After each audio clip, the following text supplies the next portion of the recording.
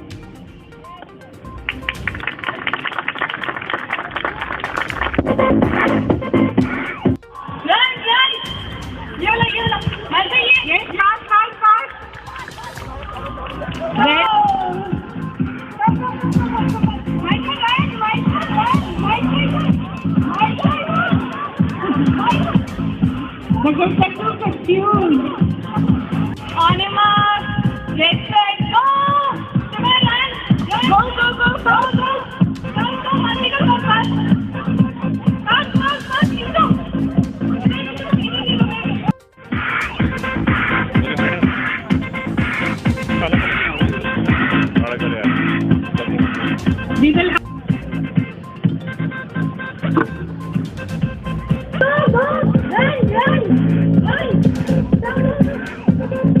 yes, yes. Very good. Collect the balls fast. They'll be collecting the balls one by one and putting them in the second basket.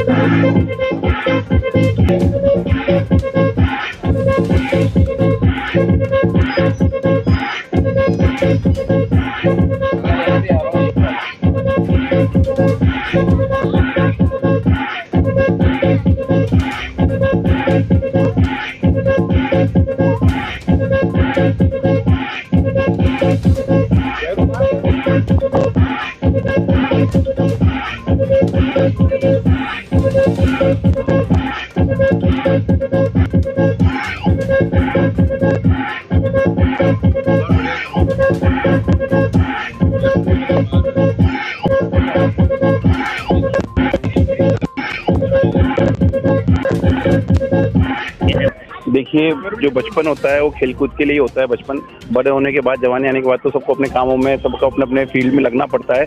और अभी जो जिस प्रकार से सरकार की मुहिम चल रही है, खेलेगा भारत जभी तो बढ़ेगा भारत, तो सरकार ने भी सोचा है कि अब पढ़ाई के साथ साथ खेल बहुत जरूरी है। तो खेल के प्रति सरकार का रुझान भी अब बच्चों के प्रति आ रहा है, महिलाओं के प्रति, मतलब बच्चों के साथ साथ वो युवाओं के लिए और एजेड लोगों में भी खेल की भावना जागृत कर रहे हैं कि खेल रहोगे तो फिट रहोगे।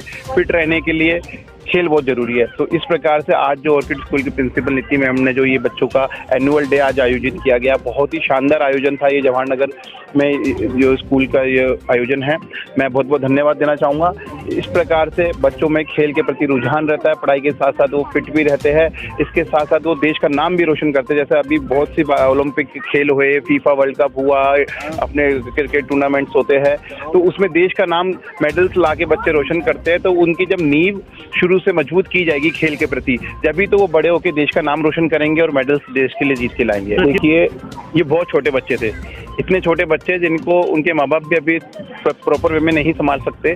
तो उस प्रकार से मैडम ने और स्कूल मैनेजमेंट ने बच्चों को जो खेल के प्रति, रेसिंग हो गया, डांसिंग हो गई, जंपिंग हो गई, जितने भी गेम्स यहाँ पर अभी हुए, बहुत ही अच्छा वेल मैनेज था और बच्चे भी खूब इसको एंजॉय किए और पेरेंट्स ने भी देख के बहुत एंजॉय किया। उनको लगा कि हमारे बच्चों को खेल भी बहुत जरूरी है और मेरे को लगता है कि अपने घर वाले भी बच्चों को अब खेल के प्रति आगे बढ़ाएंगे। ये बहुत ज़्यादा ज़रूरी है। बच्चों की ऑलराउंड डेवलपमेंट पे फोकस करना बिल्कुल शुरुआत से बहुत इम्पोर्टेंट है, तभी बच्चे आगे जाके स्मार्ट बनते हैं और दुनिया में मतलब ज़्यादा एक अच्छी इम्पोर्टेंट प्लेस उनको मिलती है।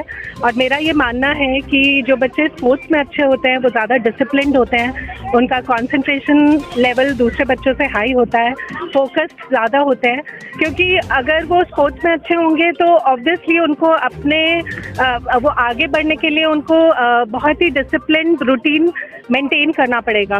तो इसलिए हम लोग शुरू से ही बच्चों को स्पोर्ट्स में बहुत इनकरेज करते हैं। डेली हमारी असेंबली में भी फिजिकल ट्रेनिंग होती है और हम लोग समर कैंप लगाते हैं जिसमें हम लोग बच्चों को सेल्फ डिफेंस, ताइक्वांडो वगैरह सिखाते हैं फॉर अ मंथ। और हम लोग लाइक योगा भी बीच बीच में हमारे योगा क्लासेस भी होती हैं। और स्पोर्ट्स में हम लोग ये हर साल करते हैं, बस पिछले 2 साल जब कोविड था तो हम लोग इसको आयोजित नहीं कर पाए, लेकिन हर साल हम लोग का एनुअल स्पोर्ट्स डे इस लेवल पे होता है जिसके लिए हम पहले 1 महीने से प्रैक्टिस करते हैं और बच्चों को हम यहाँ सूरज मैदान में बार बार लेकर आते हैं ताकि उनकी यहाँ पे अच्छी प्रैक्टिस हो जाए, उनको समझ आए। और जैसा कि आपने देखा होगा, हमारे रेसेस सिंपल रेसेस नहीं है, हर रेस में कोई ना कोई एक्टिविटी है। तो वो एक्टिविटी जो है वो ये दिखाती है कि बच्चों की फिंगर्स कितनी डेवलप्ड हुई हैं, बच्चों का फोकस या कॉन्सेंट्रेशन कितना इम्प्रूव हुआ है, बच्चों की मसल्स और बोन्स कितनी डेवलप हुई हैं, बच्चे कितना 2 चीज़ों में सिमिलैरिटी ढूंढ पाते हैं या डिफ्रेंशिएट कर पाते हैं। तो ये सारी एक्टिविटीज़ जो है ये दर्शाती हैं कि बच्चे किस तरह से हमारे स्कूल में, हमारे प्री स्कूल में डेवलप हो रहे हैं और हम किस तरह से सारी टीचर्स इतना मेहनत कर रही है ताकि बच्चों का प्रॉपर फाउंडेशन बने, उनका जो बेस है बहुत स्ट्रॉन्ग बने और वो कहीं भी आगे जाए तो उनको कोई दिक्कत नहीं।